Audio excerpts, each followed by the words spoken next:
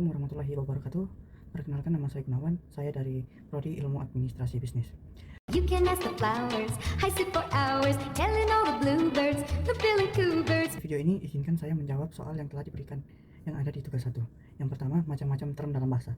Term dalam bahasa merujuk pada istilah atau kata yang digunakan dalam komunikasi untuk menyampaikan informasi yang spesifik. Berikut ada 3 term yang sering digunakan dalam berbagai konteks. Yang pertama, term konkreta. Term konkreta merujuk pada hal-hal yang bisa diraba atau diindra, yaitu sesuatu yang memiliki wujud fisik. Contohnya buku, meja, mobil. Ketiga kata ini merujuk pada benda-benda fisik yang bisa dilihat, disentuh, dan dirasakan. Yang kedua, term abstrak. Term ini merujuk pada konsep atau ide yang tidak dilihat atau disentuh secara langsung karena berupa gagasan dan atau perasaan. Contohnya kebahagiaan, keadilan, dan kemerdekaan. Istilah-istilah ini menggambarkan sesuatu yang bersifat konseptual dan bukan objek atau fisik. Dan yang ketiga, term definisional.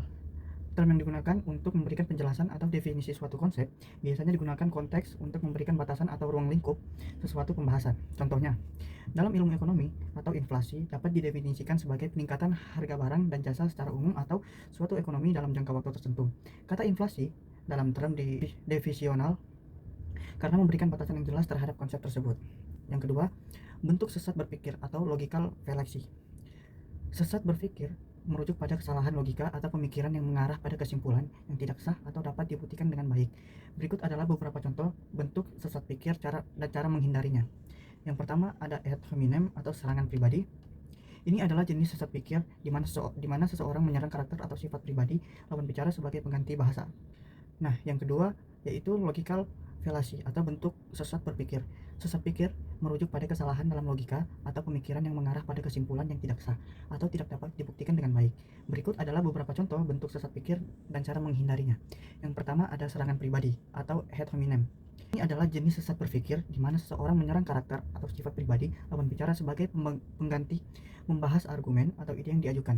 Contohnya, kamu tidak mempercayai pendapat dia tentang perubahan iklim karena dia tidak pernah bersekolah tinggi. Nah, cara menghindarinya, fokuslah pada argumen atau bukti yang diajukan, bukan pada pribadi orang yang menyampaikan pendapat. Hindari menyerang karakter seseorang ketika berdebat atau berdiskusi. Yang kedua ada strawman atau membuat argumen palsu. Seseorang mengubah atau melebihkan argumen lawan untuk membuatnya lebih mudah diserang, alih-alih mengkritik argumen yang sebenarnya.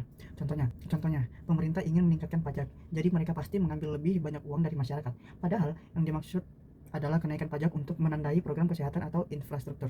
Nah, cara menghindarinya, pastikan untuk memahami atau mengutip argumen pihak lain dengan benar sebelum memberikan respon atau kritik. Jangan menyederhanakan atau merubah argumen lawan agar mudah diserang. Nah, yang ketiga, false dichotomy atau dikotomi palsu. Jenis sesat berpikir ini terjadi ketika seseorang mengajukan dua pilihan seolah-olah adalah satu-satunya kemungkinan, padahal ada lebih banyak pilihan yang bisa dipertimbangkan. Contohnya, kamu harus memilih antara menjadi orang sukses atau orang bahagia. Tidak bisa keduanya. Nah, cara menghindarinya, pertimbangkan bahwa banyak masalah atau keputusan memiliki lebih dari dua pilihan atau alternatif. Jangan terjebak dalam pikiran hitam putih yang membatasi pilihan. Itu dia tadi jawaban dari saya. Thank you so much for watching. Assalamualaikum warahmatullahi wabarakatuh.